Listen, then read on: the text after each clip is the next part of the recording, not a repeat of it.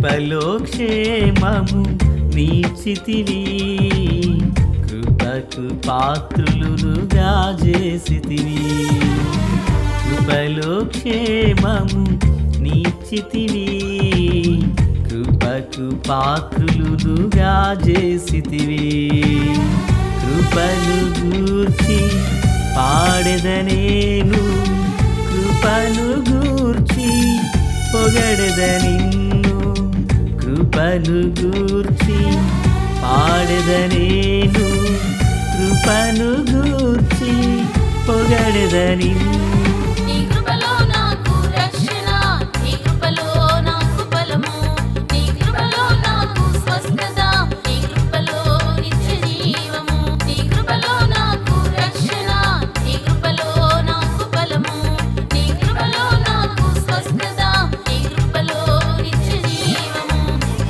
కృపలో క్షేమము నీచితివి, కృపకు పాత్రులుగా చేసితివి.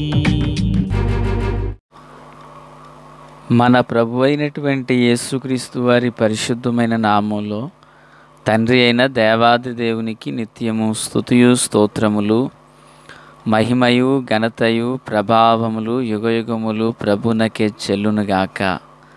ఆత్మీయులారా, బాగున్నారు కదూ? దేవునికి స్తోత్రములు.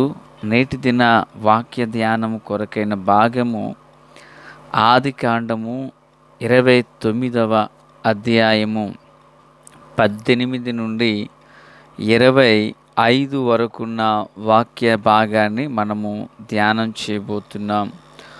ఉదయమందు ఆమెను లేయా అని ఎరిగి అతడు లాబానుతో, నీవు నాకు చేసిన పని ఏమిటి? రాహేలు కోసమే గదా నీకు కొలువు చేసి తిని, ఎందుకు నన్ను మోసపుచ్చితివనెను. చిన్న ప్రార్థన. తండ్రి దేవా స్తోత్రాలు. చదవబడి ఉన్న వాక్యం మీది వినుచున్న వారందరూ మీ వారు. ప్రభువా, మీ దాసుడనైన నన్ను పూర్ణముగా మరుగు చేసి దైవ స్వరమును వినిపింపచేయండి. ఆశ్చర్యకరమైన మీ కృప వెల్లడిపరచబడునుగాక. దైవ స్వరాన్ని వినిపింపచేయమని యేసయ్య మహోన్నతమైన నామంలోనికి ప్రార్థించిన మనవులన్నీ పొందియున్నామని నమ్ముచున్నాము మా పరమ తండ్రి. ఆమెన్. ఆత్మీయులారా, ఈ వాక్య భాగంలో అనగా 18 నుండి 27 వరకున్న దగ్గరగా 7-8 వచనాలలో మోసము అనబడిన మాటను మనం ధ్యానం చేయబోతున్నాం. యాకోబు జీవితంలో తొందరపడి యవనస్తురాలికి ముద్దు పెట్టాడు. ఆ ముద్దు దగ్గరగా 7 నుండి 14 సంవత్సరాలు వెనక్కి ఈడ్చుకుని పోయింది అని నిన్నటి దినాన్ని విన్నాం. మనం ఎలాంటి ముద్దు పెట్టాలో వాక్యపు వెలుగులో ధ్యానం చేశాం. ప్రియులారా, అలాగున యాకోబు రాహేలును వివాహం చేసుకున్నటకు 7 సంవత్సరములు నౌకరు చేశాడు. తన మామ అయిన లాబాను తన ఇంటి చుట్టూనున్న వారిని, ఆ ఊరి పెద్దలను పిలిపించి వివాహాన్ని జరిపించారు. ప్రియులారా, ఆ రాత్రి యాకోబు ఉన్న గుడారములోనికి లాబాను రాహేలునకు బదులుగా లేయాను పంపించారు. ఇక్కడ ఒక మాట, ఇది రాత్రి జరిగిన వివాహం అని చెప్పుకోవచ్చు. క్రైస్తవ వివాహాలు సాధ్యమైనంత వరకు పగలు జరుగుతూ ఉంటాయి. ఎక్కడో చెదురుగా రాత్రిపూటలు జరుగుతూ ఉంటాయి. సాధ్యమైనంత వరకు పగలు ఏర్పాటు చేసుకోవడం మంచిది అనేది నా ఉద్దేశం. దయ్యాలు తిరిగే వేళ వివాహాలు చేసుకుంటే ఎలాగుంటుందేమోననేది కేవలం నా సలహా మాత్రమే. అయితే ప్రియులారా, ఈ రాత్రికాల వివాహం తన జీవితాన్ని మార్చివేసిందని చెప్పుకున్నాం కదా. మొత్తానికి మోసపోయాడు. అక్కడ ఉదయాన్నే లేచి చూస్తే ఆమె లేయా అని గుర్తిరిగాడు. పిలిచి అడుగుతున్నాడు, మామగారు ఏంటి మీరు చేసిన పని అంటే, ఆయన అంటారు, ఇది మా దేశ ఆచారం కాదు, పెద్దది ఉండగా చిన్నదానికి వివాహం చేయడం కాదు అన్నాడు. యాకోబు అంటున్నాడు, ఎందుకు నన్ను ఇలా మోసపుచ్చేవని. ప్రియులారా, మోసము బైబిల్ గ్రంథంలో చాలా చోట్ల మనము మోసం చేసిన వారిని, మోసపోయిన వారిని చూడవచ్చు. ఆత్మీయులారా, ఈ మోసం అనేది ఎలాంటిదంటే, ఒక మనుష్యుడు దేనినైతే విత్తుకుంటాడో దానినే కోస్తాడని సాధారణంగా మనం వింటూ వస్తున్నాం కదూ. తన జీవితంలో జరిగిన విషయం ఏంటి? నిజానికి యాకోబు అనే మాటకు మోసపుచ్చువాడు అని అర్థం. తన జ్యేష్ఠత్వం విషయంలో మోసం చేయలేదు. ఎందుకంటే తన అన్నం మేశాడు, తను తీసుకున్నాడు. ఇక తండ్రిని అయితే మోసం చేశాడు. నేను యాసావునట్టు అబద్ధం చెప్పాడు అక్కడ. ప్రియులారా, గమనించవలసిన విషయం ఏంటంటే, తన తండ్రికి ఏ అబద్ధాన్ని చెప్పి మోసం చేసి ఆశీర్వాదాలు కొట్టేశాడో, ఇప్పుడు అదే మోసం ఈయన పొందుకోవాల్సి వచ్చింది. ప్రియులారా, బైబిల్ ఎంత స్పష్టమైనదో, మనకి ఎంత మార్గదర్శనం ఇస్తుందో. ఈ రోజుల్లో అనేకులు మోసం చేసి ఇట్టే తప్పించుకుంటారు, అబద్ధమాడి ఇట్టే తప్పించుకుంటారు. ఉన్నది లేనట్లుగా చెప్పుటలో వాళ్ళు పిహెచ్డి చేసిన వాళ్ళు, లేనిది ఉన్నట్లుగా చెప్పే విషయంలో వాళ్ళు ఆస్కార్ అవార్డు ఇవ్వచ్చు. వాళ్ళకి అంత మేనేజ్ చేయగలరు.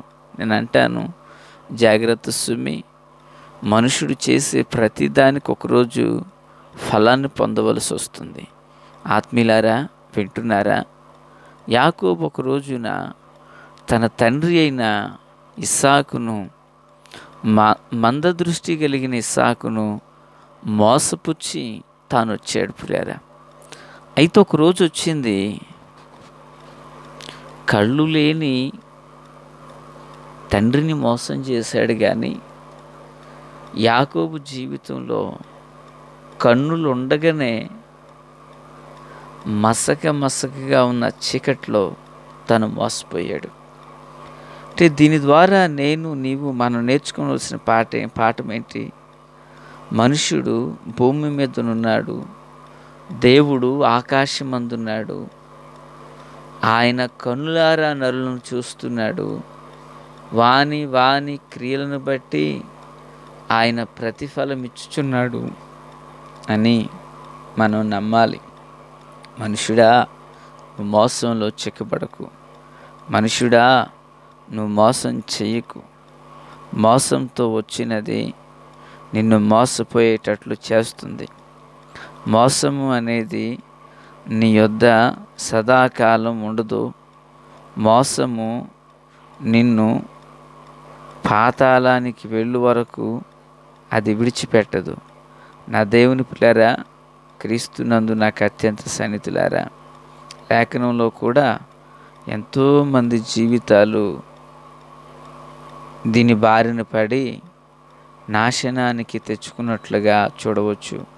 సామెతల గ్రంథం 13:11 ఉంటుంది, మోసం చేత సంపాదించిన ధనము క్షీణించిపోవును, కష్టము చేసి కూర్చుకునివాడు తన ఆస్తిని వృద్ధి చేసుకొనును అని.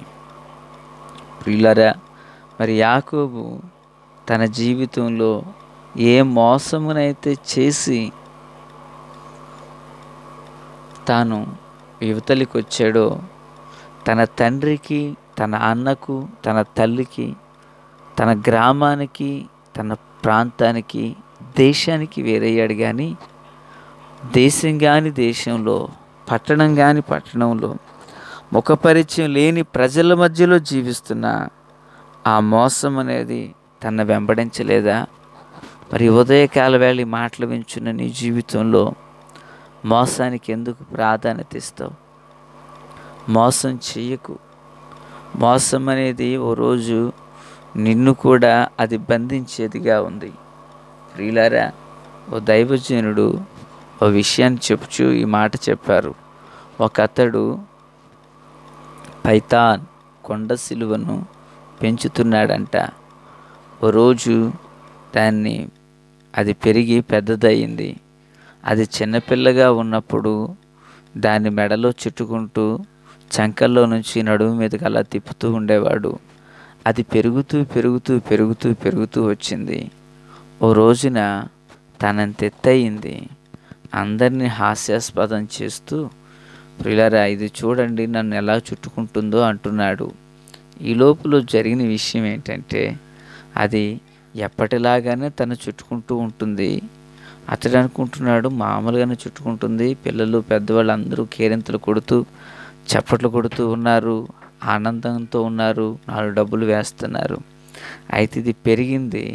చిన్నప్పుడు తిరిగి తిరిగి ఆడుకున్నది కానీ ఇప్పుడు తను ఇంకా చుట్టి నలిపి వేస్తూ ఉంది. అతడి కళ్ళు బయటకు వస్తున్నాయి, నాలుక బయటకు వస్తుంది, చెమటలు పట్టుకొస్తున్నాయి, నరాలు బిగుసుకుపోతున్నాయి, ఎముకలు లోపల విరిగిపోతున్నాయి. అతడు వద్దు వద్దు అంటున్నాడు. అయితే పిల్లలు చుట్టుప్రక్కల ఉన్న వాళ్ళందరూ చప్పట్లు కొడుతున్నారు. అది ఇంకా బిగుసుకుంటుంది. అది చూడు ఎలాగో చుట్టుకుంటుందంటే చుట్టూ ఉన్న వాళ్ళు కేరింతలు కొడుతున్నారు. లోపల ఉన్న అతడు ఎముకలన్నీ విరిగి తన దినాలు ముగించేశాడు. అంటే ఏం జరిగింది పిల్లరా? ఆ కొండ సిలువను పెంచి పెంచి పెంచి పెద్దయ్యాక దాని బారిన పడ్డాడు. ఈరోజు ఒక కొండ సిలువ తనను ఎలాగనో మోసం చేసి తనను ఎలాగనైతే నలిపివేసిందో, మోసం అనేది కూడా మన జీవితంలో అలాంటిదే.